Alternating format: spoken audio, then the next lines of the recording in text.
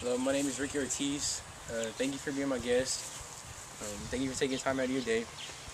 I'm a baseball player at Temple High School, and I'm going to be a senior this year. I'm a 3-year letterman. And today, I'm going to show you how to catch a fly ball.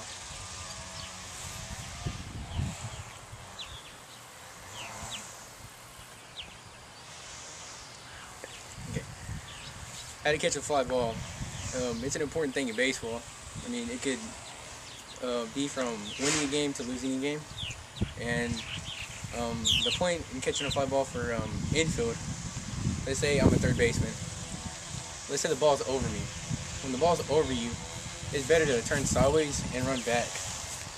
And it's better to hold your glove like this too if the ball's over you. So you can reach out and catch the ball.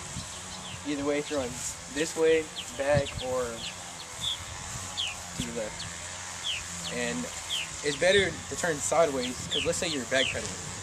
If you're backpedaling, you could trip and you could fall, and it's a real big chance that you probably won't catch the ball. And if it's in front of you, let's say the pop-up was in front of you. The pop-up, it flies in the air like real high or real low.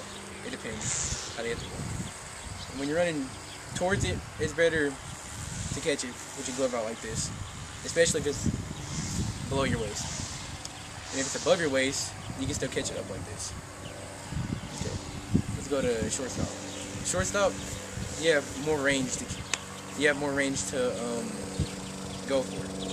I mean, you have a lot of ones that you could dive for and catch the ball, and there's ones that you have to just call the shortstop, the second baseman, and the third baseman off. And that's about it. It's almost about the same as the third baseman, but you just have more range to cover. And same thing for second baseman. And first baseman is about the same as the third. And for the outfield has a real lot of range to cover. Let's say center field. Center field, you have to go left and right both ways.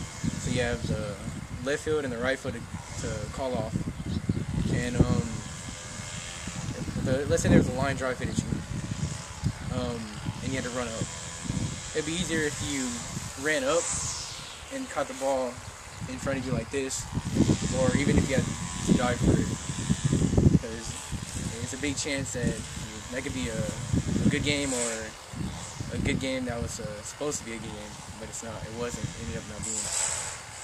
And the good point is you can make double plays, triple plays. Let's say that you had a good chance of making a double play. You'd catch the ball however you can, and then you would just try to throw it in as fast as you can to get that double play or even a triple play. And let's say the outfield, they hit a pop-up and it ended up almost being a home run. You could turn your body this way and run. And however, you're going to hold your glove like this, of course, and if the fence is any higher, you would jump up for it and just try to catch it before it goes over. They call that, in baseball, you rob a home run. And the good point of robbing a home run is you just take a point away from them. They won't have that point, and no runners will really advance to the next base. And I mean, when they hit the ball, the pop-up, how high the ball is, it depends. I mean, where they hit it. Everybody should be ready to catch a fly ball. Everybody should be ready for anything. And you make sure you're on your toes the whole time, so you could get a lot of range. You can run as far as you want, and it's easier. And if you're flat-footed, when you run back, I mean, you probably won't get as far as you can if you're on your toes. When you're running, you have to make sure you keep your eye on the ball the whole time, no matter where you're running, forward, backwards, anywhere. And say a fly ball went to the fence, a foul ball. You're running towards the fence, the dugout, anywheres, and the pop-up was hit really high. You could just a high pop-up could go up, and you could use one hand to do this, and you can put your other hand on top of the glove to make sure you catch it. More advanced ones, like you see probably in college or the pros, they'll use one hand because they're more advanced. But to make sure you catch it, you could put one glove up here and the other one on it so you can make sure you caught it. Or you could just try with one hand, but it'd be easier to do it with two.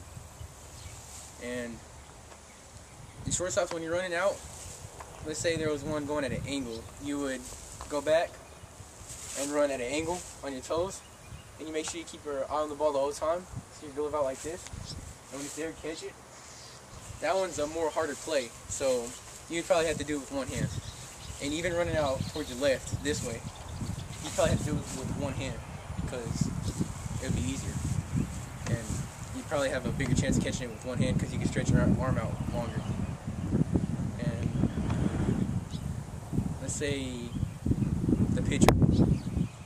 The pitcher, they hit a pop up to the catcher. The catcher's the one that's in the gear behind by the batter, squatting down, and has all his gear on, with his glove up. And they hit a pop up to the catcher. The pitcher would probably have a better chance, but you know, pitchers don't catch as often. It's usually either the first or third base, but let's say the pitcher is between the catcher and the pitcher. The pitcher would probably run up and look up at the ball and make sure he's under it, and he can put his glove up like this and catch it either way. One hand, two hands, either way. And well, thank you for your day, and thanks for being my guest.